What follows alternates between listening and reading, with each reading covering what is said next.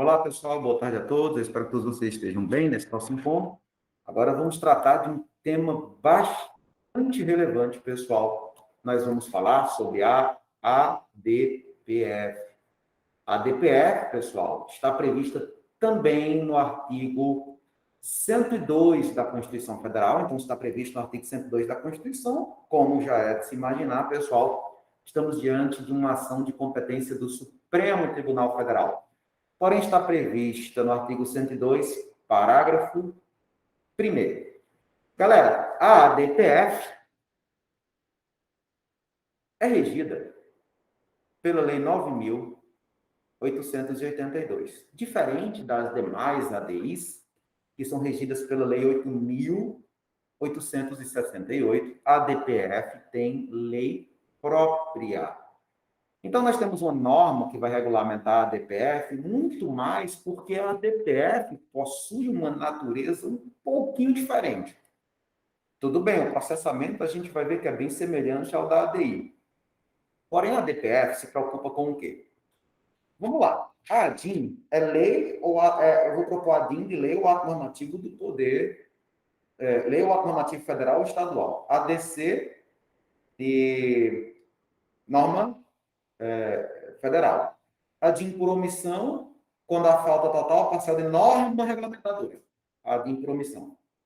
Mas o que é que vai acontecer com as outras lesões constitucionais que não são abrangidas pela ADIM, pela ADC e pela ADO? Eu vou deixar a Constituição, então, à mercê de atos do poder público, porque eu não tenho uma ferramenta adequada para sanar esses vícios? Eu preciso, então, criar uma estrutura que me permita assegurar a proteção constitucional quando eu não tiver um outro mecanismo adequado, como a ADIM, por exemplo. Então, para suprir essa lacuna, surge a arguição de descumprimento de preceito fundamental. Daí a primeira informação para vocês. O objeto de proteção não é toda norma constitucional, é o preceito fundamental. Ítalo, e o que é o preceito fundamental? Bem, a lei nem a Constituição dizem.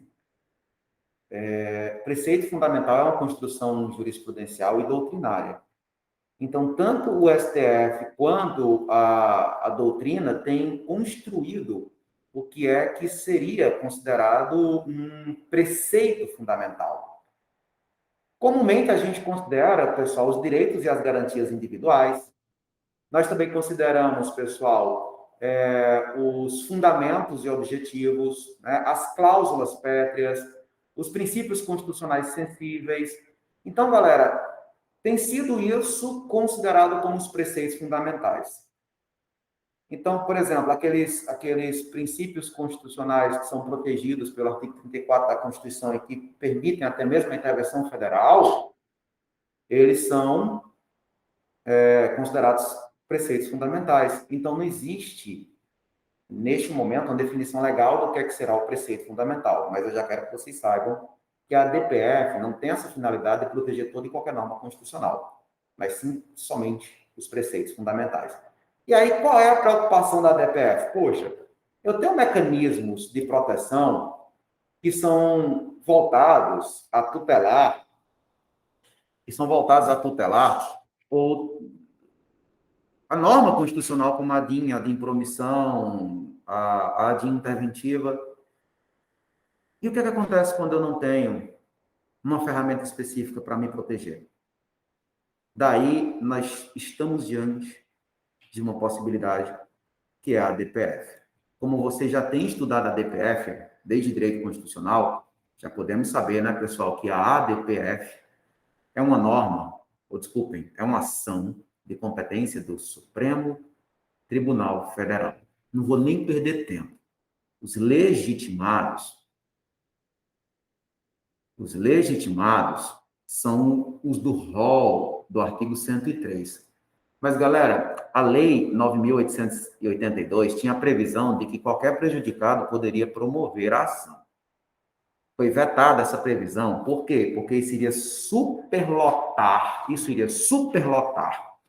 o Supremo Tribunal Federal de demandas judiciais. Já pensou? se eu pudesse simplesmente sair promovendo as ADPFs, não ia ter como, né, galera? Eu tinha que criar algum critério. Então, foi retirada essa possibilidade, mas qualquer pessoa pode representar junto à Procuradoria-Geral da República, que não está obrigada, e poderá analisar a possibilidade de propositura de uma ADPF. Então, nós mantivemos os mesmos legitimados do rol do artigo 103 para a propositura da ADPF, a competência também é do STF, mas e o seu cabimento? Pessoal, botem em mente, se a ADPF surgiu com essa preocupação da lacuna, obviamente ela não pode ser uma escolha. Como assim, Ítalo? Se minha preocupação para a ADPF existir é porque faltava uma ferramenta de proteção específica em casos não abrangidos pela DIN, não teria lógica eu utilizar a ADPF quando coubesse outra ferramenta de solução. Então, a ADPF tem um caráter residual. Como assim? Só cabe a ADPF quando não couber outra ação que assegure o mesmo resultado. Então, galera, olha só. A arguição do descumprimento de preceito fundamental, pessoal, tem essa preocupação. Qual é a preocupação? É a preocupação de caber quando não houver outro mecanismo, ok?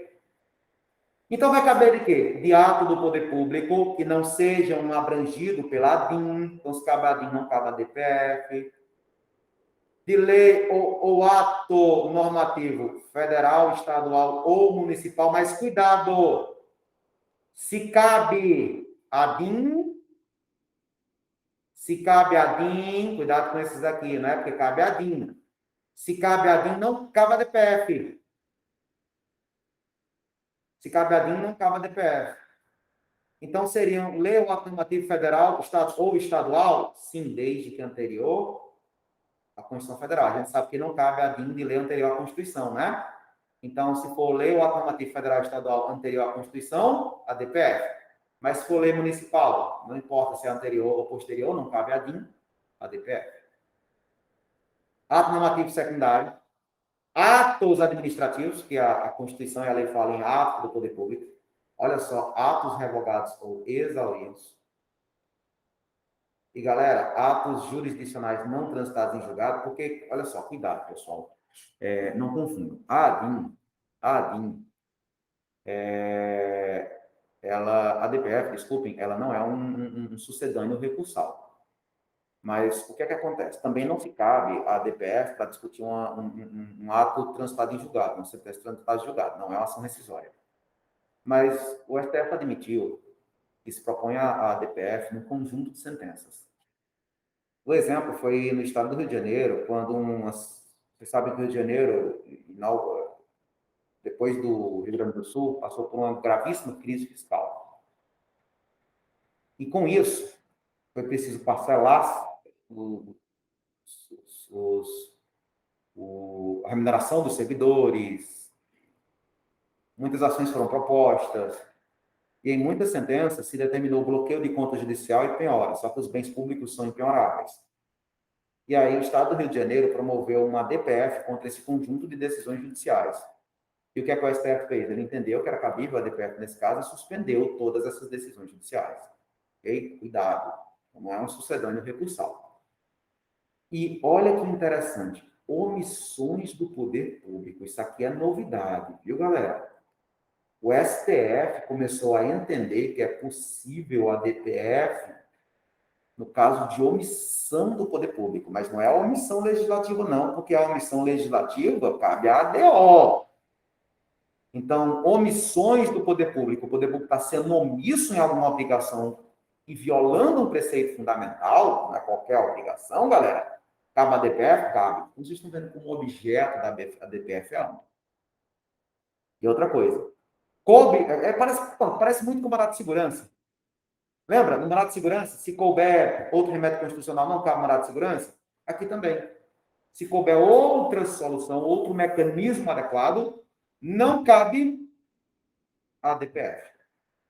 Se couber outro mecanismo adequado, galera, não cabe a DPF. Então, essa é uma novidade, pessoal, com relação à omissão. Cuidado, que a questão pode dizer assim, a omissão de norma regulamentadora, de norma constitucional, aí você vê, pô, mas cabe a ADO. Então, se cabe a ADO, use a ADO. Então, não é a omissão legislativa, ok? Não é a omissão legislativa. Agora, uma observação que eu quero fazer aqui é com relação ao artigo 1º. O artigo 1º diz, isso aqui é a Lei 9.882. A ADPF será proposta perante o STF e terá por objeto evitar ou reparar a lesão a preceito fundamental resultante de ato do poder público. Isso aqui é a ADPF comum. Essa ADPF aqui é a ADPF por equivalência. Certo, pessoal? Olha só, quando for relevante, olha só, caberá também a ADPF, quando for relevante, o fundamento da controvérsia constitucional sobre lei ou ato normativo federal, estadual ou municipal, incluindo os anteriores à Constituição. Isso aqui é uma ADPF incidental. Então, pode existir a ADPF, e aí onde está o interessante. O ADPF, pessoal, a gente estuda como uma ferramenta do controle abstrato. Mas, pela leitura do inciso 1º, é possível perceber que é possível que a ADPF seja manejada numa ação que trata um caso concreto. Então, apesar de ser controle abstrato, pode ter discussão com relação a caso concreto. Na ADPF, sim. Então, olha que situação interessante com relação à ADPF. Ok, galera? Meu povo, qual é o procedimento da ADPF? Basicamente o mesmo da DIN. Não tem desistência. A cautelar é poder geral de cautela. Lembra da ADO? Da mesma forma. Nós vamos ter a intervenção através do amicus curiae, mas outra forma de intervenção de terceiro não é permitida. Ok?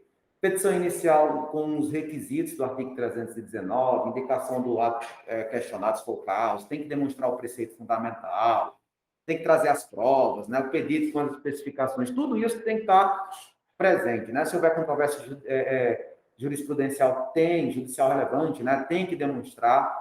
Se houver indeferimento da inicial, pode, cabe agravo, mas o agravo, lembrando aqui, não é 15 dias, igual ao do Código de Processo Civil, é só de 5 dias. Ok, galera? Só de 5 dias. Mas também tem a participação do AGU e do Procurador-Geral da República. Ok, pessoal? Nós temos participação do AGU e do Procurador-Geral da República. Os efeitos da decisão da ADPF. Nós vamos falar ainda mais sobre a ADPF, sobre as decisões, na nossa aula específica sobre decisão. Mas, galera, olha só, vai depender de qual é o objeto dessa ADPF. Se busca essa não omissão, reconhecer a incompatibilidade com a Constituição. Ítalo, e se eu estiver discutindo, por exemplo, que uma norma anterior à Constituição viola a Constituição, vai ser declarada a inconstitucionalidade? Não é bem isso. Vai ser declarada a sua não recepção. É um dos efeitos da decisão. Tema de nossa aula específica sobre a decisão no controle concentrado de constitucionalidade. Então, de todas as ADINs, a ADPF, por ter uma natureza mais aberta, mais abrangente, galera, é possível que a ADPF tenha uma abrangência maior de decisões diferentes, certo? Então, resultado, o que vai determinar como é que vai se dar a natureza da decisão na ADPF vai depender da figura da ADPF, certo? Do que é que se busca naquela ADPF. Então, isso, obviamente, vai trazer consequências para a ação em si. E aqui, interessante, pessoal, é exatamente o que a gente estava discutindo, né? A possibilidade da ADPF ser uma ADPF principal, né? Uma ADPF autônoma, ou ela ser uma ADPF incidental. Essa ADPF incidental, pessoal, é interessante, porque ela vai trabalhar, ela vai discutir uma questão concreta no controle abstrato. E ela vai decorrer aqui, olha, desse inciso primeiro, que é a possibilidade de se manejar a ADPF quando houver esse relevante, essa questão relevante. Mas lembrando, né, pessoal, só os legitimados, aqueles legitimados vão poder propor aquela ADPF. Então, por exemplo, Ítalo, no meu processo aqui tem uma relevante questão de direito municipal, relevante questão de direito constitucional. Vou usar a ADPF como se fosse... Não. Elas são os legitimados do artigo 103, que podem utilizar a DPF de forma incidental. Ok, galera? Pessoal, nós vamos discutir mais as decisões no controle concentrado, suas diferenças é uma aula mais densa.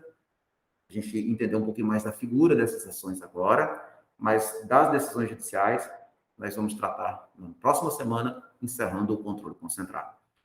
Ok, galera? Espero que todos vocês fiquem bem e até o nosso próximo encontro.